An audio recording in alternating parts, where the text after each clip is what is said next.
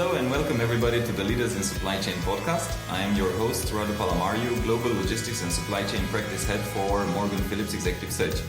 We are in the business of recruiting top leaders to take businesses forward, and our job is also to connect you with global experts, thought leaders and executives in all things supply chain to share the latest developments in the industry. Today we will be hosting a slightly different setting where we will have a panel discussion on a very interesting topic for the industry. Diversity, more specific gender diversity as well, in supply chain. And for that we have here with us three guests that I'm very excited to introduce to you. Firstly, Annemieke Gelder. Annemieke has worked in various senior roles around supply chains for the last 17 years, covering various geographies and industries across Europe, Africa, the Americas and Asia. First as a consultant for Accenture across supply chain projects, subsequently worked for British Petroleum in several positions across pricing, supply chain and investment strategy, and later on for Dyson as Global Head of Procurement and Global Head of Logistics. Moreover, since 2017, she started her own supply chain consulting company focused on procurement, logistics and end-to-end supply chain. Annemieke, welcome. Thank you, Radu.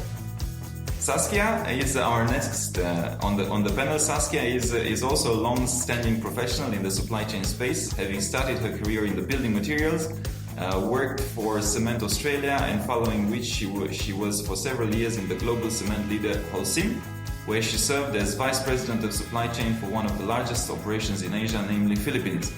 And in the last couple of years, she has served as Asia Chief Operating Officer of Damco Logistics, part of Maersk Group, and has just been promoted to take on the global COO position. Furthermore, Saskia has recently been awarded the winner of Telstra Businesswoman in Asia Award.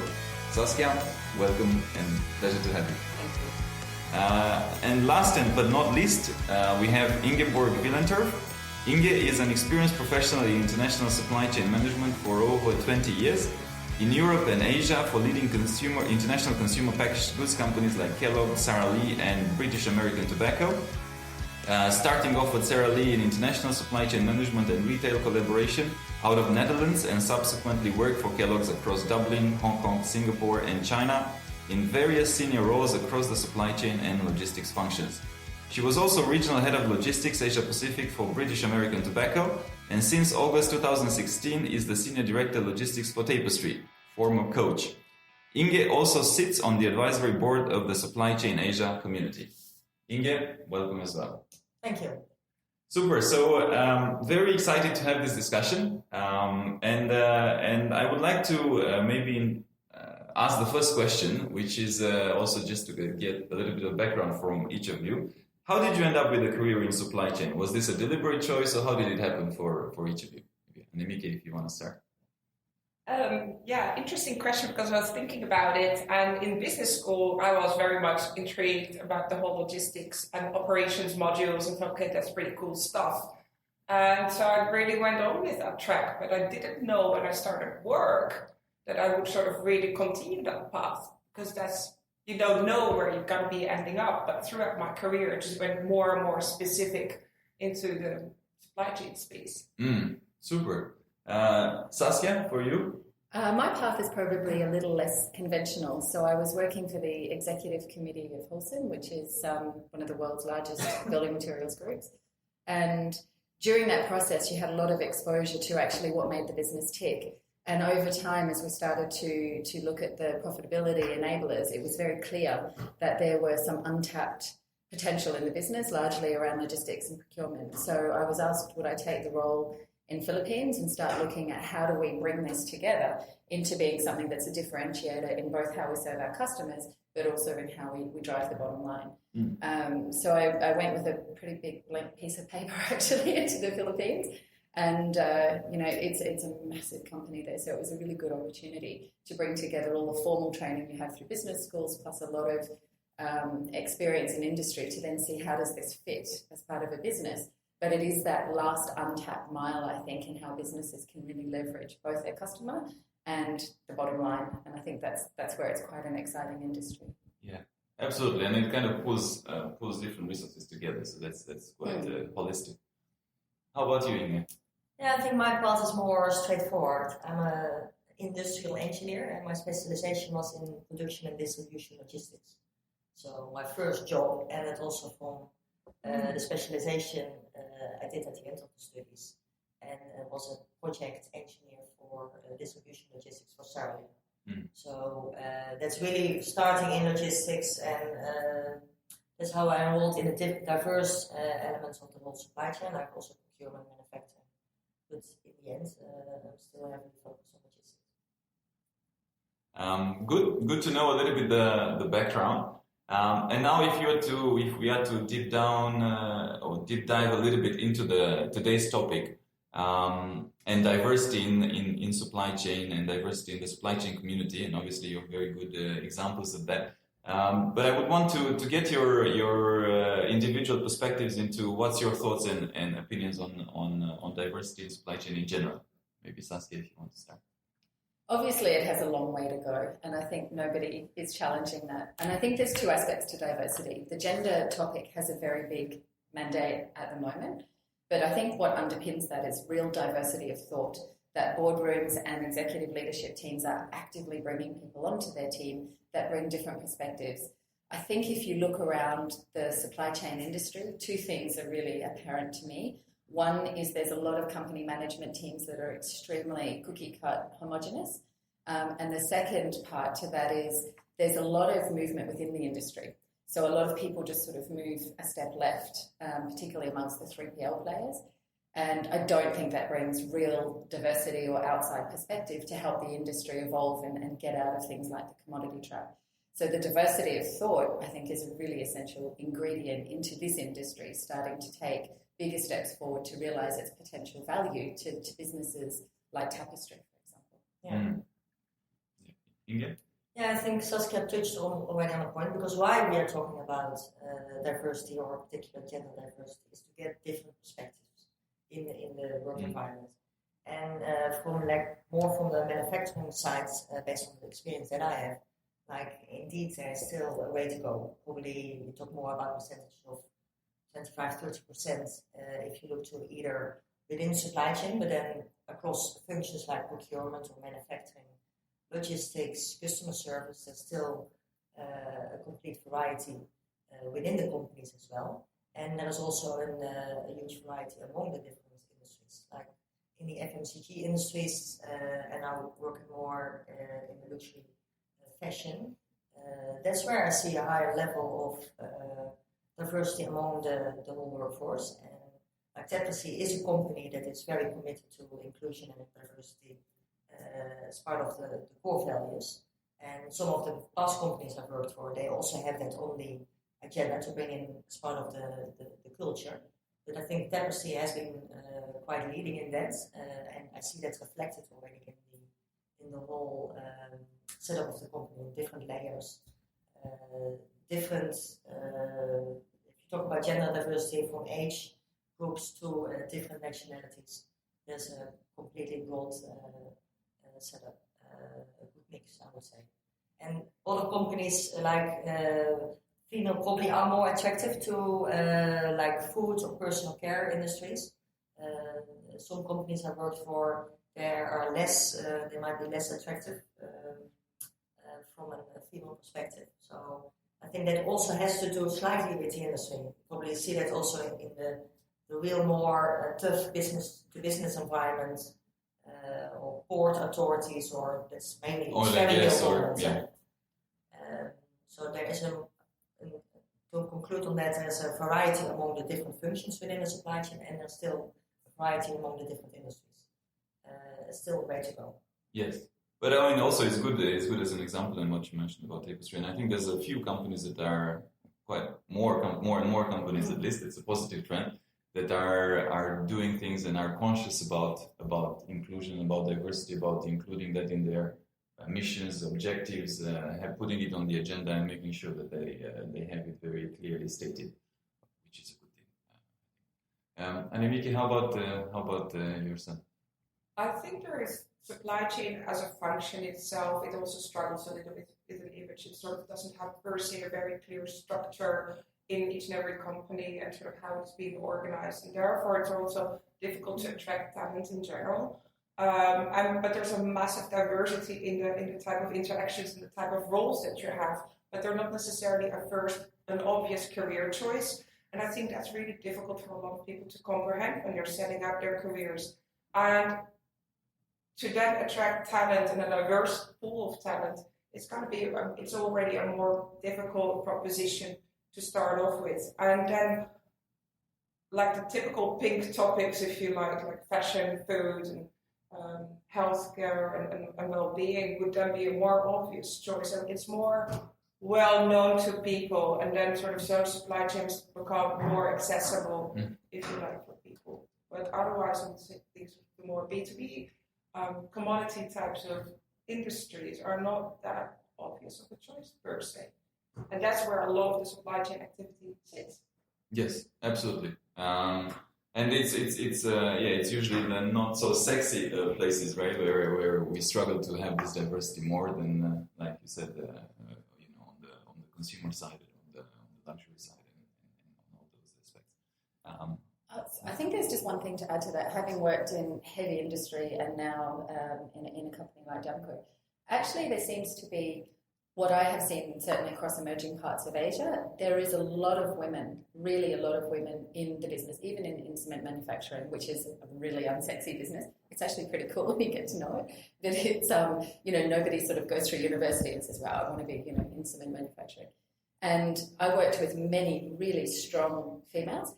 What happens is it's that gap from sort of upper mid-management to senior management. And I know this is actually a universal problem. I don't think this is just a supply chain problem. This is something that is endemic in many industries, where you just don't get that from, say, we're a 9-level organisation, from, say, a level 5 to a level 6, which becomes a real leadership level. And I think that's where we have to be a lot more active, in all of us. And I think, to your point, Inge, conscious of making those choices. But the question is also then, related to that, what is holding women back to make that advancement in their career? Yeah. And especially I've worked in the past also in a few very male-dominant environments, and like you see, it's the networking. You need to have a few skills, really to excel and to be seen if you want to make career steps in such an environment. So, and that's often, I think, there's a whole gender discussion about what are the skill sets we need. It's the self-confidence of women that is required. The networking skills.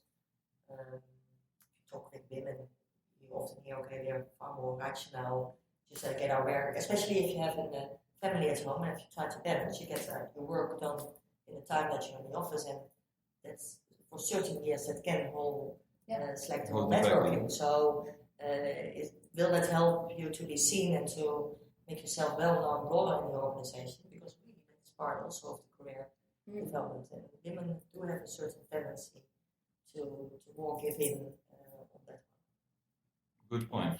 And also, it boils down to all of this, and as well as to mindset. Sometimes the major issue is mindset of the organization or of the current management team, which historically in most industries has been male-dominated. It's just a reality. And that I think needs a little bit of upgrading or shifting or moving as well, because in most cases it's not, of course we all have commitments, and definitely on the family side it's more taxing for a woman than for a man maybe. But there's not a reason that the management position is not available or it's not available. And I don't believe it's actually a women's issue per se. It's an organization issue, and any company that really wants to drive innovation and their top line forward, they should think about having more diverse teams in general, and whether that's a gender issue, it's like diversity at large that can really bring that innovation and increase productivity forward. And there's so much research being done about it, but it's not a female issue. So for me, sort of creating more female networking groups is great, but actually it's like, well, what are sort of boards doing about this? Like, what is like the male leadership doing about it? And the sort of, that is where a lot of the voice needs to sort of come from. And to this point, and kind of to leeway into the next question, what do you think are right now as we speak? Do you think are some of the critical skills that you need today to be successful? Because now supply chains are more and more international, more and more diverse, more and more digital. What do you think is critical in today's environment? Yeah, I think a few points, like how I also say to my teams have done in the past, like try to develop your young in your career more broadly, like functional, different functions, and look into different industries, because then you build it quite well, a more well-rounded supply chain skill, and ideally end-to-end. I also say focus on a few, on the 4 C's, like be also commercial focus, so always know wherever you are in the whole value chain, what is the value you create for by your company or by your own team, for your stakeholders, what are the services you deliver to, but also in the whole value chain where you sit. And I think that's a very good skill to have. Really think commercially within the supply chain.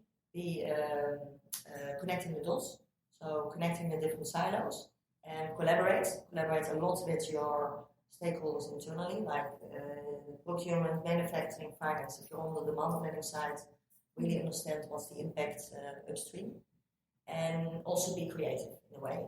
Creativity in supply chain steps out, and think out of the box. That will really help. Annemieke? And those are really cool skills, and that's sort of the fun thing about supply chain. You're sort of constantly collaborating, being creative about finding those solutions and communicating. But I would really add to that, you do need to like your numbers too. There's an analytical piece in the space as well. Absolutely. Yeah. And more important, I mean, we are actually working on several assignments now, which is deeply rooted into analytics. Data science is becoming more and more important. Being able to pull that vast big data and the vast amount of information and making sense of it is crucial. And getting accurate data in the first place is further more important. I like very much what Inge said about getting into that commercial space. I think too few women go through the P&L side of the business, which is potentially, I was just putting the dots together actually while you were talking, which is also one of those roadblocks to getting to senior management levels, because you've just got to have had that commercial and P&L exposure to be credible in senior business leadership positions. So I think that is, and loving your numbers is very much there.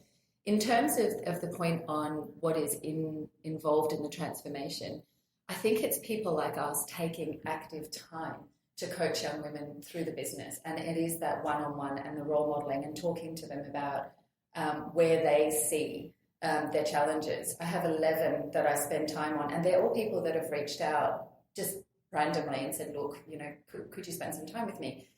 There's one male and the rest are women, and I'm quite equal. I'll spend my time anywhere if people want it. But what's quite interesting is the topics that they ask for help on. It is authority and presentation making. How do I have more presence? How do I lead with authenticity so that I'm not trying to be something that I'm not? How can I be comfortable in that space? And then the conversation I had with a young woman who's coming through our business at the moment yesterday was actually around group dynamics. And she was explaining what is happening in a room and what she can get a sense of. And how does she then work with that to be able to do something with it? So it was really good, and it reminds me a lot of things that you've learnt over the years that you sort of don't use every day. But it is that active pulling the next generation through, and showing them what's possible. And I think equally from a true diversity point of view, it's not easy for anyone. And I think it is recognising that those years in getting to a senior management position, they're hard. There is no easy way. It is simply hard, right? You have to do your numbers. You have to get out there. You do long hours, and you have to travel. And that there is no easy way around that. I know in my company, what I love very much is then the ability to make your work-life balance your own. So if you've had to travel back over a Saturday, then do what you need to on a Monday, but work from home. You get this balance that I feel I have ownership over, and that's quite empowering, and feeling comfortable in my position and feeling that I can balance my family's needs with mine. And I think that is very much the question for people as they come through. How do I handle all of this? But again, I think if we can give people P&L, really meaningful P&L roles as women, And if we can then coach the women as senior leaders coming through and make them aware it's possible, but they have to be also prepared to dig in, not get there just because you're a woman or of a nationality or whatever it is that we're looking for in diversity at the time.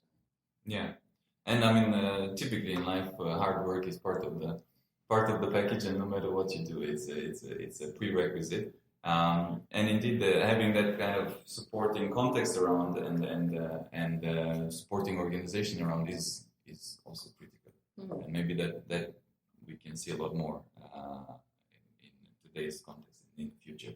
But maybe one point to add to that, because that's where I think in Asia you have such a variety as well. Like still we deal in this part of the world where we want to bring and also groom talent from the local countries to bring into the management teams of the local. Yeah. Like we talk about Bangladesh, Pakistan, or like from my past environments as well.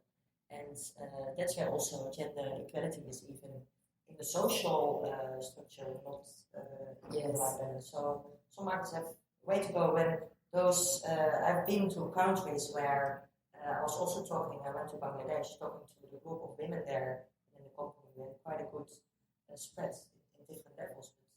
The way for them to be far more assertive, to speak out, and there's still a way to go in some cultures, and that's where it can help definitely with what you also mentioned, Saskia, on the coaching, the mentoring, where they learn the tools and the tricks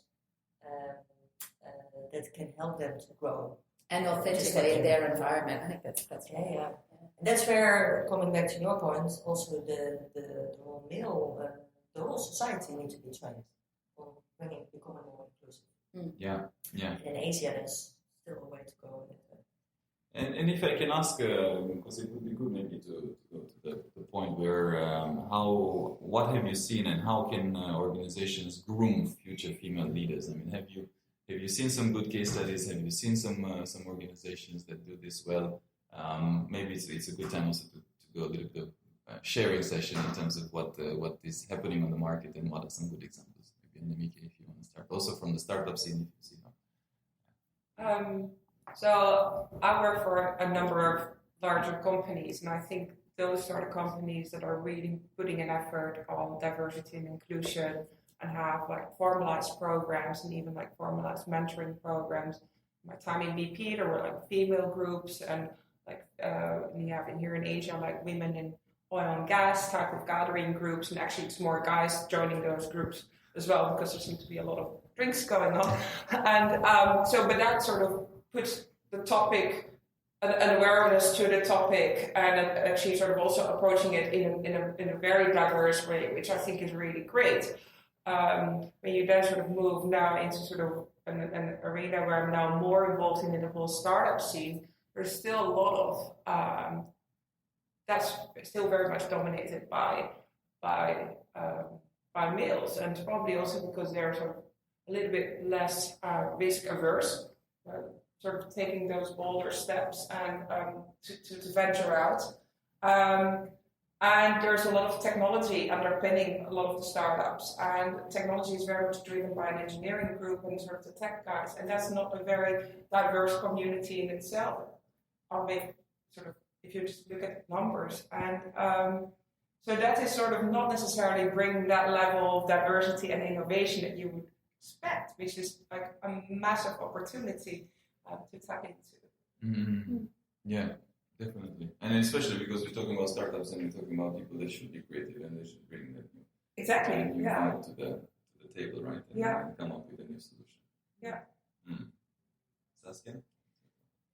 So close to home within Damco, I think what's quite interesting, I think we're relatively mature. So if I look around at the regional COOs, 3 out of 4 are actually female. And there's a lot of different nationalities. So Trang, who is our EMEA COO, is Vietnamese, working in a Middle Eastern environment. Christine, who is American, heads up the Europe COO community. I was here, so I think as an Australian, so I think we have a good balance. And it's even in the next levels down, and that was something I was relatively conscious. So of our area COOs, 3 are female and 3 are male. And that wasn't deliberate. That was actually, they're the right people for the job, and people were given a lot of equal consideration. Our country head in China, which is a really big part of our business, is a Chinese woman, and she's fantastic. Same in Indonesia, we've got an Indonesian woman, and she was deliberately brought through as a successor candidate and had proper development programs around preparing her to take that role from her former predecessor, was a German man. So just to give an idea on how that works. There are other companies like Telstra, which I'm familiar with because of recent events, and they have programs where 50% of all candidates for roles must be female.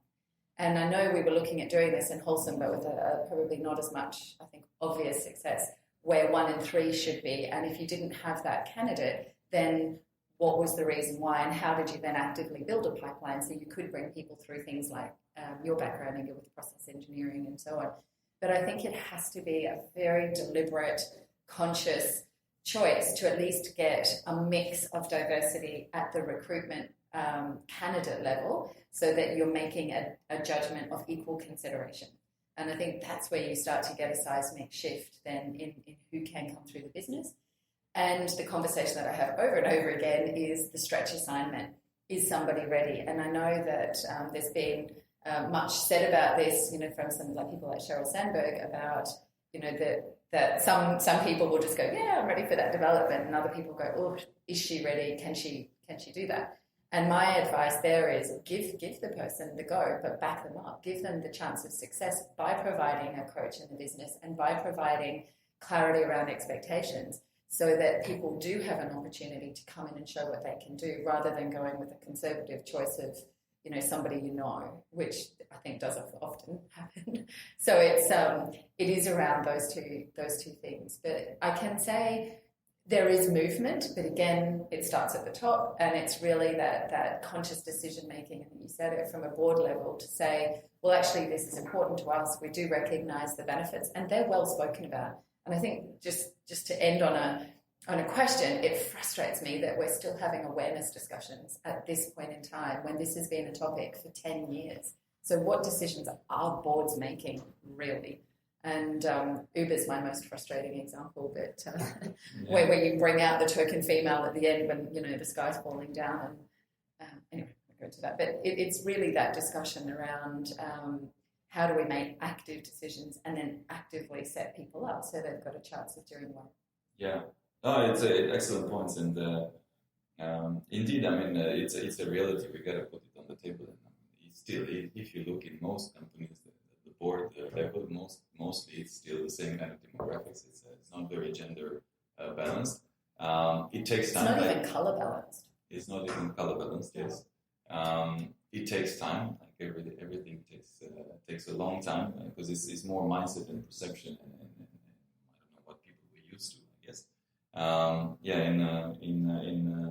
In certain industries, it definitely, and depending on the companies, and I think maybe sometimes it's associated with the more the companies in the eye of the press, the more they need to also, show that they're doing all the right things. It's kind of like the politically correct, but that's also setting a good trend. There are companies, there's one of our clients that actually have, and I think you mentioned also with the 50% of the applicants, they also have a certain. They enforce a certain KPI and a certain measurement to make sure that everybody is given an equal chance or as much of an equal chance, which is also maybe it's a bit forced, but also is good because it kind of makes people do that. So there's some good sharing. Inge, do you have some?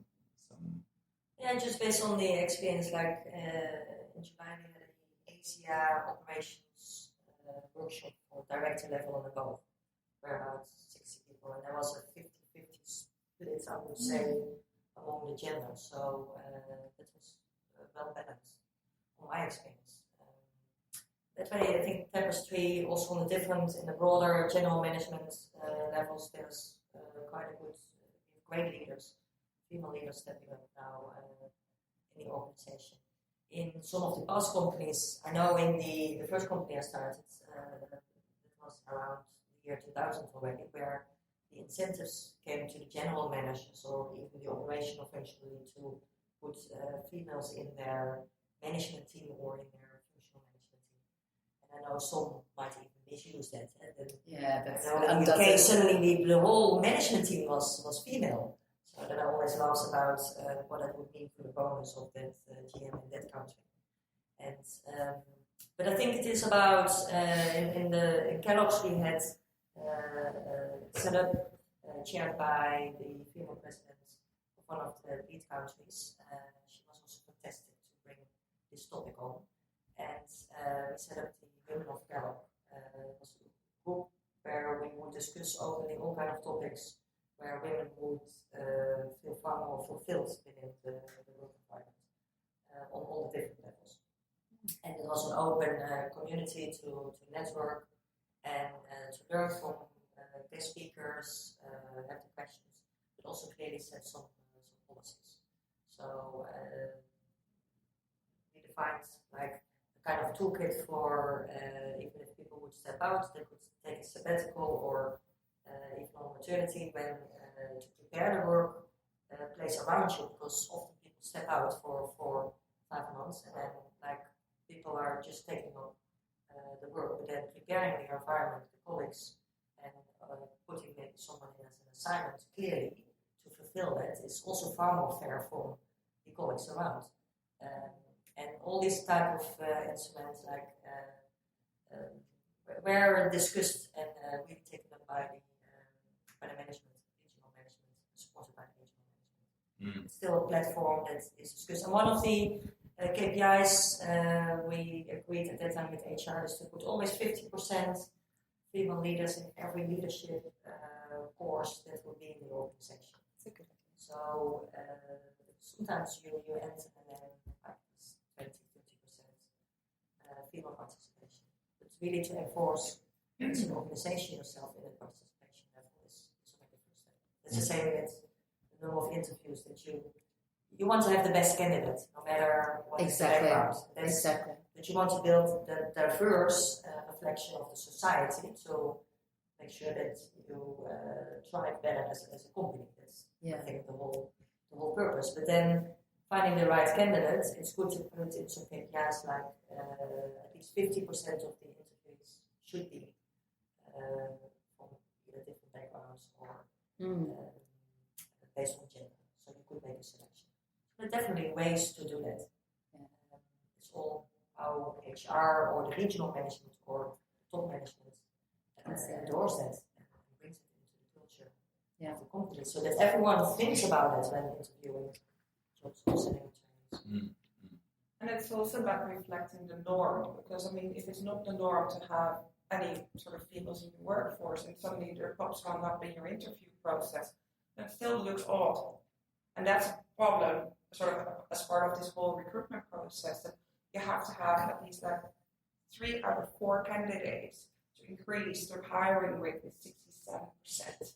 That a female will get the job. So that is massive. So you have to have 75% of the interview candidate pool to be to increase the chance of a hiring to 67%, and that's bizarre. There's research done on that space as well, because it's not part of the norm, and that's where sort of things go a little bit skewed. Like even if you set those, you really need to start setting those targets, that there's an increased number of having that diversity to start changing that norm and start challenging it.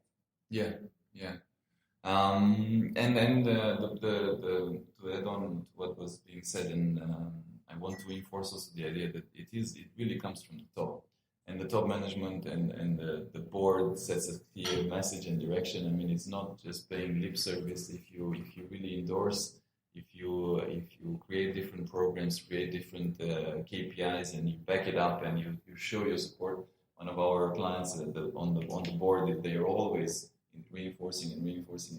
It sets a very strong message across the organization and outside the organization.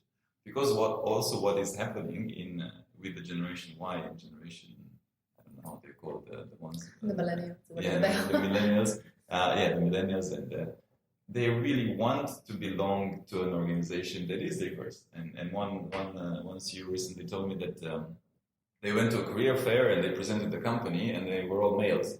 And then one of the students, who was female, asked them, "So do you have any females on your board, or what's happening?" And then he realized, wow. And she was 20, 22, but there's a strong expectation and message from the younger population around those lines, and I think that will also transform.